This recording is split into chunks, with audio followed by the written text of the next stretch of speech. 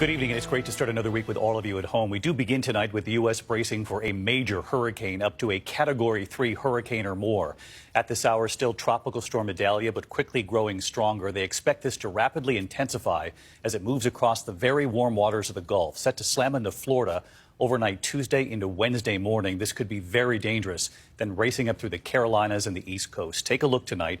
Idalia at this hour already churning with 70-mile-an-hour winds stretching from Mexico's Yucatan Peninsula and Cuba, now heading into the record warm waters of the Gulf. That will, of course, fuel its speed. In Tampa tonight, people rushing to get ready, shoppers buying wood to protect windows, filling up sandbags. And here is the track tonight. The storm path at this hour. At this point, it looks like it could make landfall in the Big Bend region of Florida. That's from Tampa north to the Panhandle, but they warned the track could still easily move. Right now, Tampa would be on what they call the right side of the hurricane, which is never good, the so-called dirty side that can bring ferocious winds. Senior meteorologist Rob Marciano leading us off from Tampa tonight. Tonight, millions of families from Florida's Gulf Coast to the Carolinas racing to prepare for Idalia. In Tampa, pallets of water and other supplies flying off the shelf. Deborah LaCanta and her daughter Tori lining up for sandbags and getting ready to evacuate.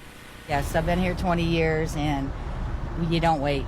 You just have to go. Idalia now passing through the gap between Cuba and the Yucatan Peninsula, fueled by the warmest Gulf of Mexico water temps on record. If it wobbles west, you're looking at Tallahassee's going to end up getting impact. If it wobbles east, you're going to see more severe impacts here in the Tampa Bay area. So all this is in play right now. North of Tampa, up to 12 feet of storm surge expected. Residents in Cedar Key taking it seriously. It's at Cat 3 now. With 105 cold temperature and be a 5 by the time it hits us.